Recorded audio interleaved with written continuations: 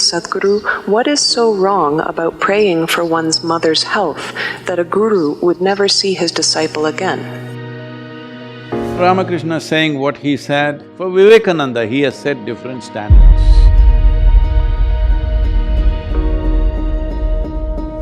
If Vivekananda had prayed for what he thought he wanted, so Ramakrishna is setting up a trajectory for a projectile that he's shooting.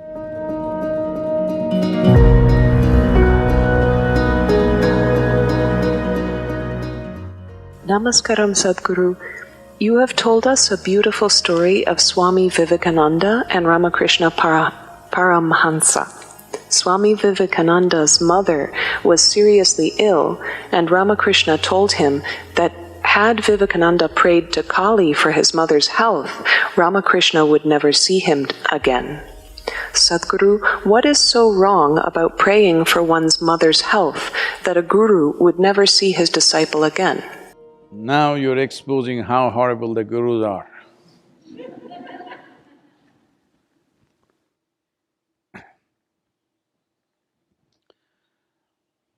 See, there are many aspects to our life. Of these many aspects, a guru means, I know that word guru is being used loosely today, management guru, marketing guru and whatever. We are not using the word in that context. When we say a guru, we are talking about someone who is committed to the ultimate nature of who you are. Well, Ramakrishna saying what he said, he wouldn't have said it to all the other hundreds of devotees who are hanging around. He says this only to Vivekananda, you must understand. Because he wouldn't talk about taking your emotions for your mother or your help or seeking divine help for your mother's health. For other people, he would have said, okay, go and pray. But for Vivekananda, he has set different standards.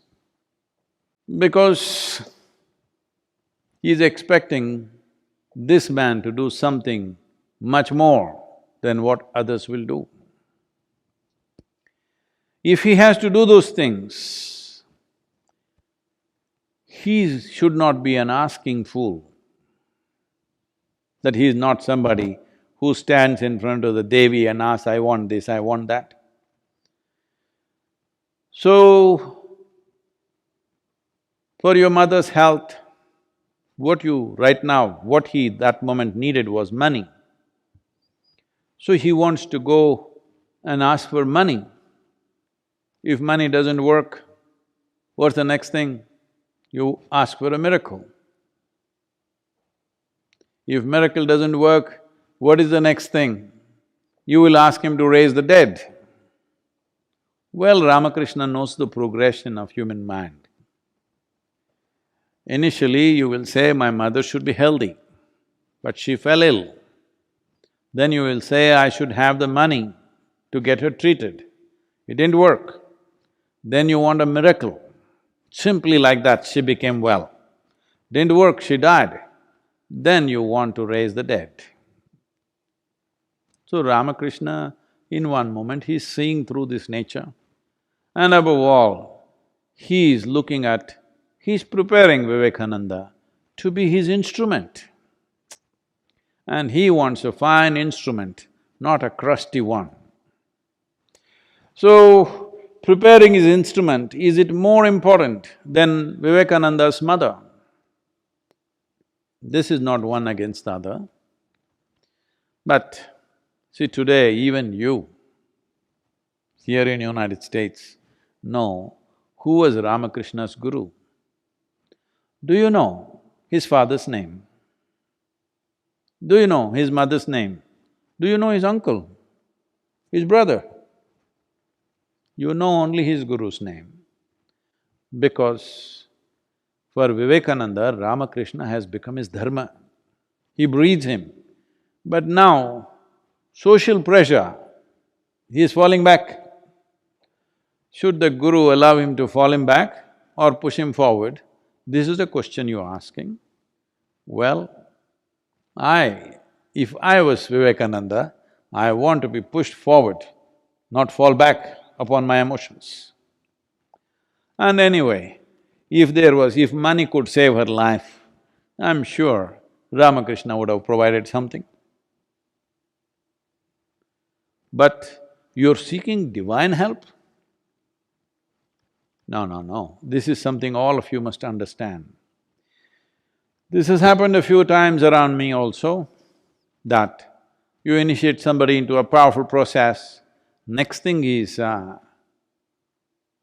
want to help their mother or their uncle or their close cousin, little. They want to make him pass examination because the fool has not studied properly. Or they want him to get a lottery. Or they want him to get miraculously sit up in the bed where he is dying. The moment they do that, they will shatter everything within themselves.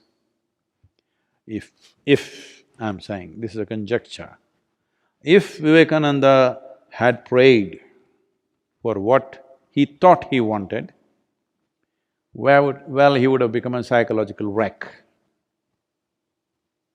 Absolutely.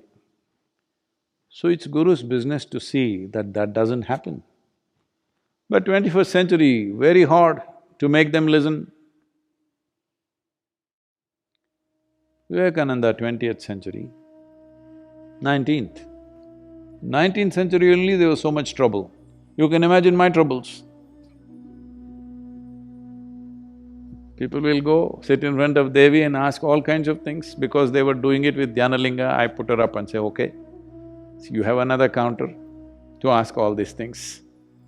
Because wherever there is a phenomenal sense of energy which is propelling you forward, at a certain space, then when you're moving at that speed, because you're concerned about the tree, you held the tree, your arm will go. You will lose something, it will shatter you, it will break you. So Ramakrishna is wanting him to be a rocket, and the rocket wants to do this. No, rocket trajectory is already set. You don't try to do this and that. That will be a disastrous rocket. So in that context, he is saying that if you had done this, it was finished between you and me because you were anyway a broken failure rocket, a failed rocket. Does anybody go and pick it up? You may be thinking it'll go to the moon and you fired it, but it went into the ocean. Does anybody go looking for it? No, it's finished, it's over, it's burnt up. So, in that context, Ramakrishna is saying, today, if you had done that, it was over because it would be not worth seeing you because you would be broken and you're gone. What do I do with a broken instrument? Today you have heard of Ramakrishna Paramahamsa because of Vivekananda. If that instrument was broken on that day, well, Ramakrishna's offering to the world would have gone completely waste. Well, I'm glad you didn't pick up Krishna, because Krishna said, when Arjuna said, I don't want to kill all these people, 100,000 men they're talking about. Krishna said, you must kill them, then you will realize. That is even a worse example, but that's the way it is. Because when you seek ultimate nature, when you seek the source of your existence, small things, arrangements in your existence doesn't mean anything. If it means something, you do something to somebody, not because it means something to me. Let me tell you this, today is Guru Purnima, I'll tell you, don't tell anybody, okay? Whatever I'm doing, serving food to people who are starving, free education that's going on to thousands of children, so health support, the health initiatives that are going on for people who are deprived of that, and planting trees, Kaveri, all this I'm doing because it means a lot to them, not because it means anything to me. If I close my eyes, I'm done with the world, with everybody. I'm talking not just about you or somebody, everybody, everybody, that means everybody. If I close my eyes, they're all gone, they're dead. But I do these things because it means so much to them. Without fulfilling those things, they will never even aspire for anything bigger. Right now somebody is hungry, are you going to talk to him about enlightenment? That'll be cruel. So we feed him, not because I get some great satisfaction in feeding him, no. I've always been saying, I have no satisfaction in anything that I do, including spiritual work. Whenever people ask me, Sadhguru, you must be having so much fulfillment seeing all these people joyful, blissful, what is my problem? They're joyful, blissful, miserable, what's my problem? I have no problem.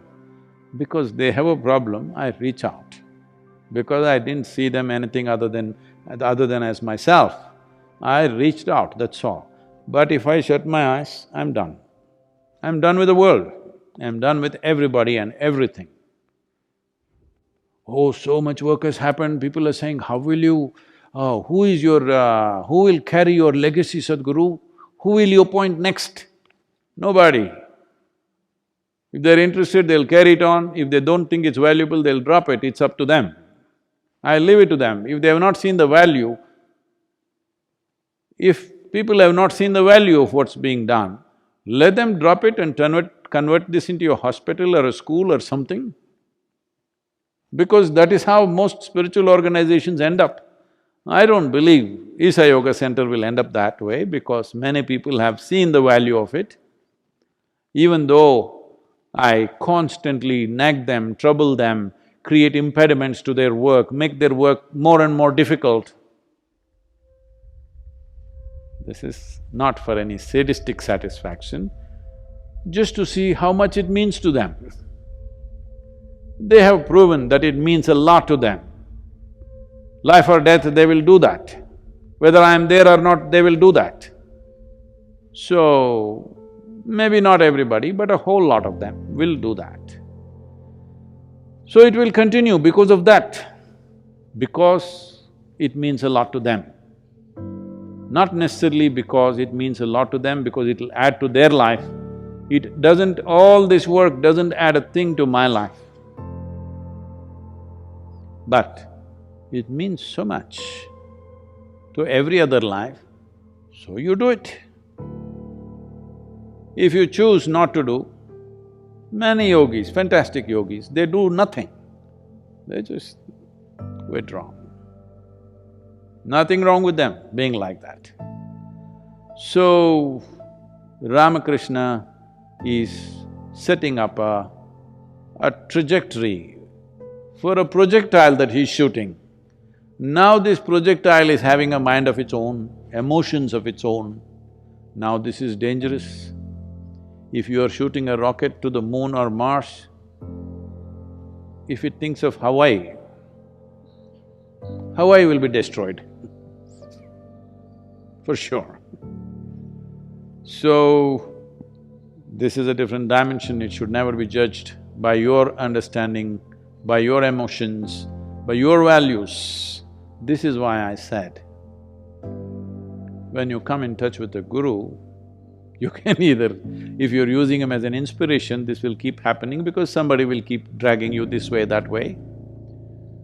See, many young boys in the yoga center, they all came determined, but then, the girls were pretty. They got married, nothing wrong. But I'm saying, like this, if you keep going and whatever small needs are taken care of, no problem. But if you change trajectory because small thoughts and emotions change, best we don't empower you. So as I said, I'm not yet in the sunset stage, I will become far more colorful as I go, watch it.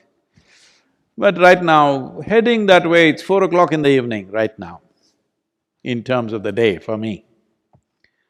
So it is summertime, summer is here, sun is setting at almost 8:45, 9 o'clock in the night, so there's still hours left. But when it's 4 o'clock in the evening, the intensity of the sun is not like noontime. It's becoming prettier, actually, it's becoming nicer. But at the same time, it becomes selective.